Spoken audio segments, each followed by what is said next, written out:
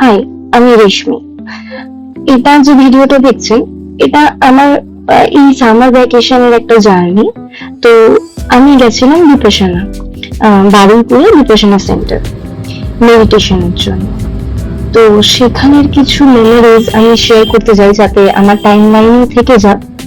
আর কারোর যদি আমার এই ভিডিওটা দেখে হেল্প হয়, তাহলে আমার মনে হবে যে হ্যাঁ, আমি কারোর জন্য কিছু করতে পারলাম। তো এই বিপাশানা সেন্টারটা বারুইপুর থেকে অটো করে বা আপনি ক্যাব রিজার্ভ করেও আসতে পারেন। আগে থেকে ফর্ম ফিল আপ করতে হয় অনলাইনে, এবং আপনি যদি সিট পান তাহলে আপনাকে এই 10 দিনের কোর্সটি, 10 ডেজ কোর্সটি করতেই হবে। তো এটা যেটা দেখছেন, এটা ছিল লেডিস হোস্টেল, আবাসন মেয়েদের। ওইদিকে ছেলেদের আবাসন আছে।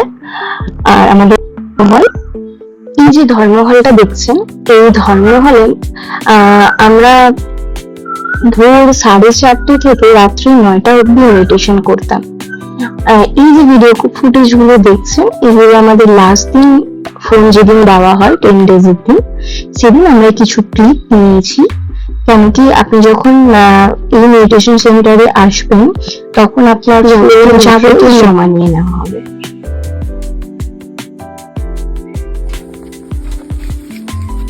এই যে ভিডিওটা দেখছেন, যে ভিডিও করছে সেই মেয়েটি, মানে আমার হয়তো ওই 10 দিনের জন্য অনুপ্রেরণা, বেঁচে থাকার আশা বা সঙ্গী বলা চলে, ও ছিল বলে আমি 10টা দিন কাটাতে পেরেছি। না হলে প্রথম দিন তো খুবই ইন্টারেস্টের সঙ্গে গেছি, হ্যাঁ কেন পারবো না, কি এমন কি তো কোনো ব্যাপার নয় যে এটা না পারা যায়।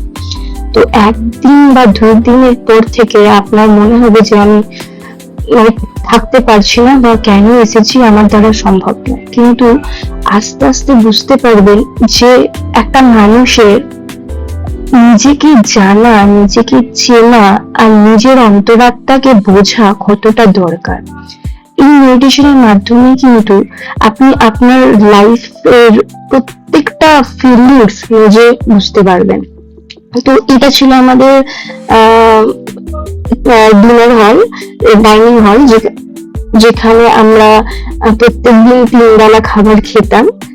সকালে ব্রেকফাস্ট ছিল 6:30 থেকে 7টা, দুপুরের লাঞ্চ ছিল 11টা থেকে 11:30, আর রাতের ডিনারটা ছিল আমাদের টাইম 5টা থেকে 5:30টার মধ্যে। তো যে টাইমটা বললাম, সেই টাইমটা মানে আমরা তো কখনোই এত তাড়াতাড়ি খাই না, বাট এখানে এসে অভ্যাস হয়ে যাবে।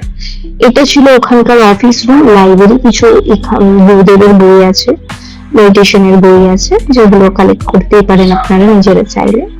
আর বাইরে এটা দেখছেন, এটা হচ্ছে ওখানকার বাগান।